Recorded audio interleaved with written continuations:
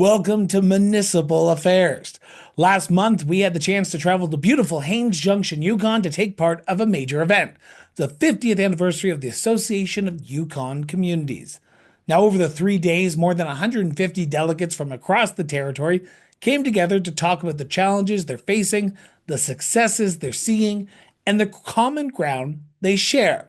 Delegates also had the chance to hear directly from party leaders and cabinet ministers as the Yukon heads towards a territorial election expected before November this fall. Now, while we were there at the convention, we sat down for a one-on-one interview with Yukon's Minister of Community Services, Richard Mostyn. In our one-on-one interview, we spoke about what he's heard from municipal leaders during the convention and working with communities to address the housing challenges in the territory, and what his government is doing to work in partnership with the Association of Yukon Communities. Here's that interview. Minister, thank you so much for sitting down with me. Thanks a lot, Chris. We are at the 50th anniversary of the Association of Yukon Communities in Haines Junction. Beautiful Haines Junction. If we could show it, I would. What brings you here, and why are you so supportive of communities of the Yukon? Well, I mean, community governance is it's the ground floor. It's the closest to citizens. It's the closest type of government you can get to citizens. I mean, it is the most tangible form of government. You know, you're dealing with garbage, sewer, and water. Basic supplies have been the underpinnings of society for time immemorial. Sewer systems, clean water, roads, the basic necessities of our existence here basically begins with municipalities. So it's a very, very important form of government, and it's basic, and the services that are provided there are tangible, they're real, people feel them viscerally. So it's a very dynamic political environment, and it's integral to our country. Yeah, one of the big events today, the day we're recording this interview, was the signing of an agreement between the government of Yukon and the association for another 3 years. How has that partnership between AYC and the government evolved over the years that you've been in office and your government's been in office? I like to think that we're working closer together. COVID has brought us closer together, I think. It also put stresses in the relationship between the territorial government and the municipalities. When I came into the role of Community Services Minister here, I took over from my colleague, Minister Stryker, who'd set the table for me, done an awful lot of work. But coming into this role, in the latter half of COVID, we had municipalities that were struggling to keep people, staff. They were struggling with their budgets. They were demoralized, I would say. They'd been, we were cloistered, secluded, isolated, and it wasn't a good time. And so myself, my colleagues in government have been working since that time to bring some life and some vitality back to rural Yukon. And I say us, as I said in my remarks earlier today, it's not me. It's creating those synapses in the environment for which our government and the civil service and the civil servants can work with municipalities better to bring back and enhance the vitality we have in our very unique and beautiful communities across the territory. One of the things that I'm hearing, and I'm assuming you're hearing different things than I'm hearing from when I'm sitting down with mayors, is how the government is working with the municipalities and communities, I should say, the LACs as well. Yep, that's right. But one thing that I'm hearing over and over again is housing. And it is a big challenge for any municipality, any province, any territory, so Yukon's not alone. You mentioned in your remarks in your opening address today about the lots that are coming online in Watson Lake. Is it enough? We are producing lots more lots than we've ever seen. This is the last 4 years, I'm proud to say, has been the greatest investment and delivery of housing in the Yukon's. It's hyperbolic to say Yukon's history, but I will say that, because I don't know what happened in Dawson, it was probably quite an incredible time. But in recent memory, it's been the largest investment in housing. I've been following municipal politics as a reporter, and I've been a civil servant. I've watched this development in the territory. We haven't seen an investment in housing like this ever in my memory. We've got, in the last 4 years, we built 1,000 lots across the territory. These are small numbers coming from a larger jurisdiction, of course, but for us, it's huge. It's huge, and it hasn't been easy, but working with the municipalities, we've managed to deliver. So as I said, we've got 43 lots in Watson Lake, doing a development they've been trying to get off the ground for 30 years. We delivered it this year. There are going to be lots available for citizens of Watson Lake very soon. In Teslin, again, more lots in Teslin. In Haines Junction here, 43 lots. Again, it's an enormous growth in the community that they've been wanting to have for a very long time, and we've delivered it here. So, But can I play devil's advocate with you Sure. for a second?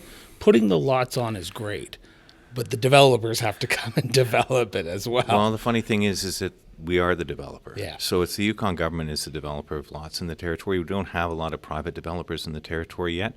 That's something that myself and my colleagues in cabinet have been advocating for 7 years. And I could get into that in a little bit more detail, but the reality is that the lots are there and the housing is coming as well. We're building houses as well. We've got the lot development, but it's also housing in Whitehorse. So we've got 1,000 new buildings that people can inhabit in the territory in the last 4 years.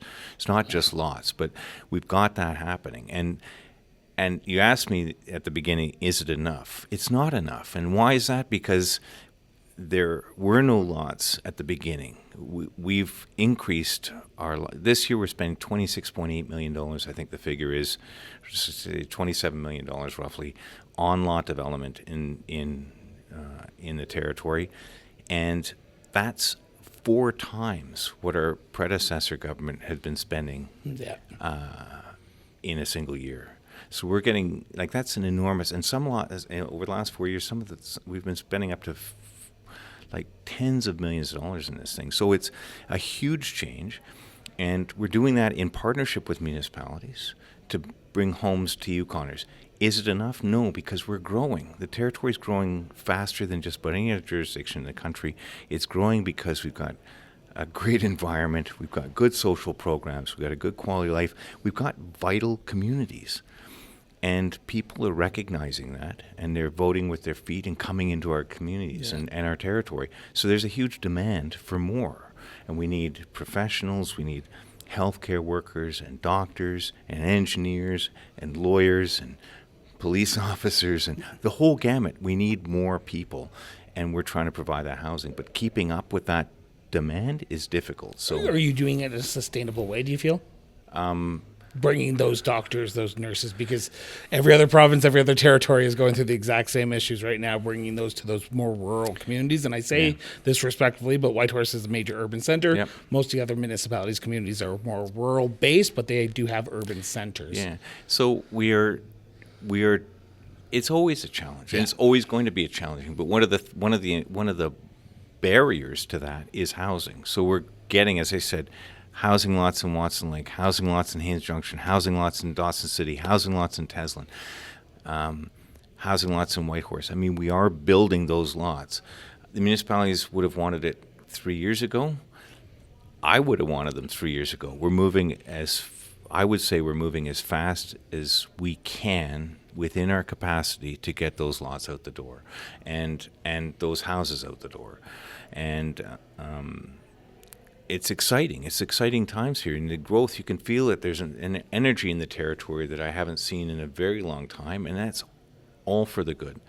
there are challenges, sure, and there are going to be challenges, and recruiting people in. I mean, COVID taught us some stuff. The COVID During COVID, we were sequestered, we were isolated, but what we learned, what communities learned, is to work remotely. Well, how can the Yukon government take that that experience and benefit the territory, benefit these communities? Well, we can start to put Whitehorse-based employees into rural Yukon. So we have done that. In community services, we've moved 3 jobs from Whitehorse into Dawson City. That's another 3 well-paying jobs into a community that can now benefit and decentralize some of the services currently provided in Whitehorse into rural Yukon. And that's a benefit that we learned through COVID, how to adapt and do that. And as soon as you get that, that's a huge increase to the wage base in the community, huge increase in experience and knowledge, and also building common understanding. You're taking people who lived in the city to a smaller community, and they're taking their experience and learning from both. And so you're building, there's a whole bunch of synergies that are happening there that are important. So getting back to the convention for a second, because I got off a little out of topic there, but what are you hearing from mayors and councillors today when you're here at the convention? Because you've been here for the last 2 days. I'm assuming you're speaking to them just like I'm speaking to them, but they're probably asking for more things than they're asking me for. So what are they telling you, and what are they asking for from the Yukon government? They want infrastructure dollars. Like that's the big thing. And I'll tell you, we think we're unique, but we're not. Every single community, I mean, you touched on housing, but it's more than housing. It's infrastructure dollars. And there's a number of things driving that. I think you heard the mayor of Whitehorse yelling more money or something this morning at me as I got up there. That's the message, yeah. And the reality is that we need that investment here. There's about $1 billion in projects lined up to go, like that people have identified. And that's an enormous pressure on the territory. But the federal government had done a record investment. Like the previous government in Ottawa made historic investments in the territory, and that has benefited our communities in a way that I cannot describe. It's been transformative, but more is needed. This is echoed across the country. Every municipality is asking for more infrastructure money. The problem is that following COVID, we got higher inflation, and the federal government couldn't make those investments they wanted to make because of inflation. They didn't want to make the economy even hotter. So they backed off a bit. So that demand is still there. The demand from municipalities is still there for money. The money was restricted.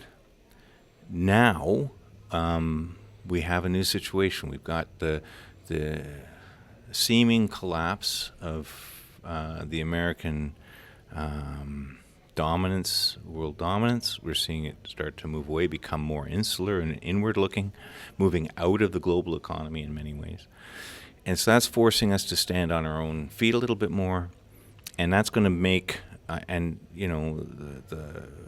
Mark Carney and the Liberal government have said that they want to make more investments in Yukoners, bring that infrastructure funding back, and that can do nothing but help us where the Liberals to win the election on Monday. And this is going to be out of date in about 2 days. We'll see what happens. But the corollary to that is Poilievre and the Conservative government, were one to be elected, wants to reduce funding for every dollar they spend. So rather than a huge investment in infrastructure, which is what we want, we could see a reduction or a tit for tat, really a status quo. And I think that will be difficult for our country in the short term, but that's me talking. I mean, that's another item. But I mean, all to say, the thing I'm hearing about, Chris, is they want infrastructure funding. That's, I think, what the country needs. I'll be anxious to see who wins on Monday, to see what happens, because there will be a huge it'll really impact municipalities. So my final question, because I'm cautious of time here, and I'm just looking and making sure that you get back to the convention to go speak with those mayors and hear all about the infrastructure challenges, is what do you take away from this event? What do you do with the information that you gather from this event and go back to Whitehorse? Where does that information go? Does it just go on the side of a table and just gets forgotten, or No. what do you do with it? No, I can't do my job without hearing from people. I'm a politician. I talk to people. I listen to what they have to say, and I process, and I then try to fit it into the. It's a constant. It's a constant process of trying to fit a size 12 foot into a size 10 shoe. But that's the job. Yeah. I mean, the demands are always greater than the resources, so it's problem solving. But the municipalities, citizens, at its heart, it's citizens. Then the municipal governments, they provide the answers. Working with the government of Yukon, us working with the federal government, creates the opportunities that the citizens need. I can't do it alone. I need that feedback from municipalities about what they're experiencing, what they're seeing, how the challenges they're facing. Similarly, the challenges I'm facing, I bring to the federal government, and we have conversations about what challenges and opportunities they're seeing. And it's that constant exchange of ideas and information and collegial working together that creates the nation that we have today. It's essential. So no, the ideas never sit on the table. I just gotta ask. I know you do. They don't, but as I think it's important that it's all part of our process of governance at all levels: First Nations, municipalities, territorial, federal, to come to solutions in the best interests of our citizens. And we're seeing the results of that with all the progress we've made here in the territory over the last 9 years, and I've seen huge strides in the last 4 years. Minister, I want to thank you so much for doing this. Greatly appreciate it. Thank you, Chris. We'll want to take a moment and thank everyone for tuning in for another episode of Municipal Affairs. Now, we hope you've enjoyed today's episode and gained some valuable insights. We also want to take a moment and thank those who have made the trip up to Haines Junction, Yukon a success.